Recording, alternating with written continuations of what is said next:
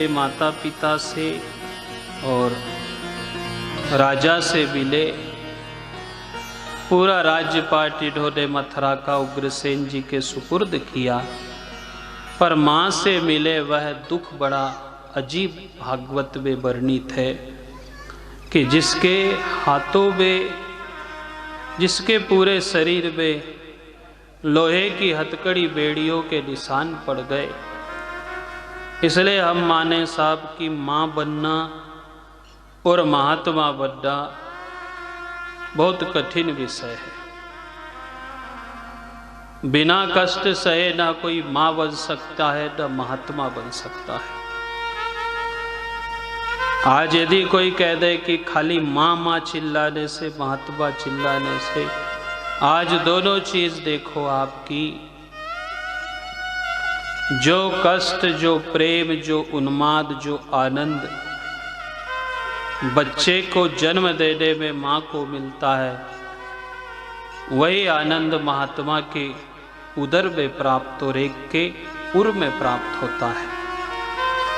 इसलिए जो माँ ने कष्ट सह करके ये सब चीज की प्राप्ति करी, माँ से कहा कि देख माँ, ये सारा संसार जानेगा, देवकी नंदन के नाम से मैं विख्यात हूँगा।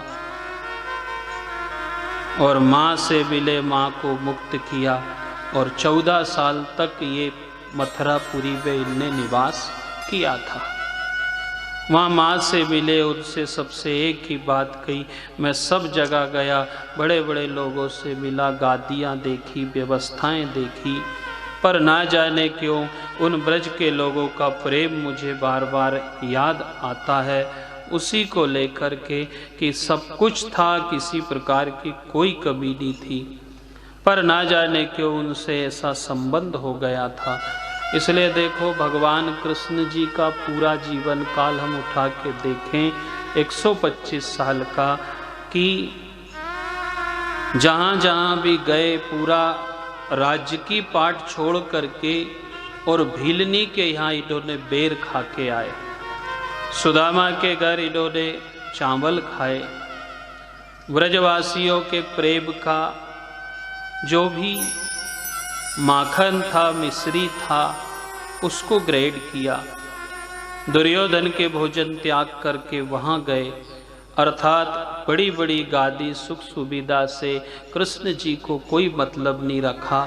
और आज भी हम यदि कभी ऐसा भाव ले आए कि देखो इन सब चीज़ों की कोई आवश्यकता नहीं लगी उन्हें, उन्होंने ये भी कह दिया कि सबके पास गया, पर हृदय तो मेरा आज भी वही चीज़ याद रखता है। ये भाव भगवान कृष्ण के रहे। इसलिए हम माने कि देखो ये जो सब कहीं ना कहीं से हम आडंबर से जुड़ गए हैं, ये कहीं नहीं लगता भगवान को। जिनका पेट भरा हुआ है भीलनी के छिलका में, बेर में, चावल में, माखन मिश्री में, वह ये सब कई से कई तक पसंद नहीं करा उन्होंने। पर माँ माँ होती है। माँ ने कभी ये भाव देखा कि ये चुपचाप खड़े खड़े रोता है, कभी जो भोजन देती हूँ वह छोड़ देता है, तो एक ही बात कही कि देख बेटा, मैं ये समझती हूँ अच्छे से, क्योंकि मैंने तुझे जन्म दिया है, और इतना तू मान करके चल, कृष्ण जरूर मथुरा को लेकर के और वृंदावन को लेकर के तेरे मन में कोई ना कोई तो शंका छुपी है। यहाँ किस चीज की कमी है? बोले ऐसी कोई बात नहीं है माँ, बस इतना सा है, तू जब सब समझती है तो ना जाने क्यों उन ब्रजवासियों को याद आ जाता है। निश्चल प्रेम था, दिन रात लड़पन था, आनंद था, बेफिक्राई का जीवन था। आज भी हम देखें कि जब से हम बड़े हो गए, जब से हम समझदार हो गए, तब से वह बचपना सब कुछ चला गया। और जो कृष्ण जी ने बचपने पे जोर दिया, निस्वार्थ था, निस्वार्थ प्रेम था, आनंद था। चोरी करते थे, लड़ाई करते थे, मटकी फोड़ते थे।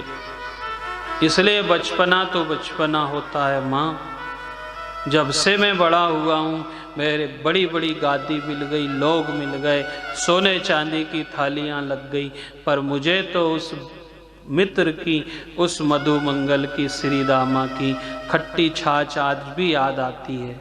लड़ाई करते थे, जंगल में छीन झपट के खाते थे, और कभी कभी उस भोजन के पीछे हो जाती थी, मनमुटाव हो जाता था, पर ना जाने क्यों।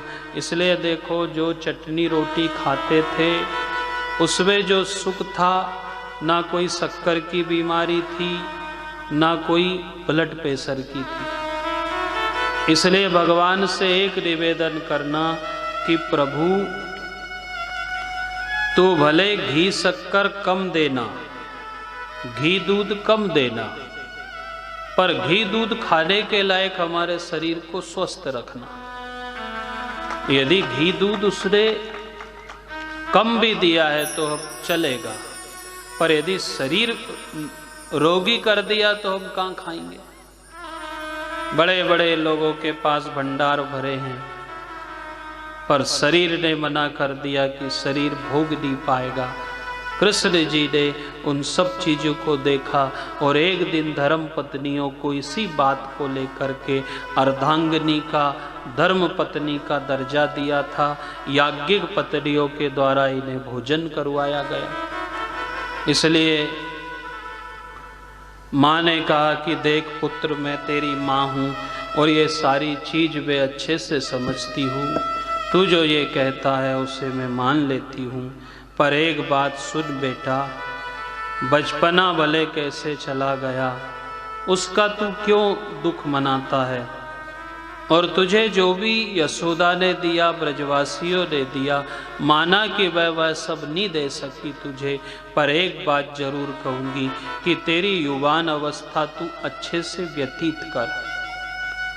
जहाँ तेरी बुआ अवंतिकापुरी में रहती है, छिपरा नदी के तट पे, तू जा, वह संतों की नगरी है, कोई ना कोई अच्छे महात्मा से तेरी भेंट हो जाए।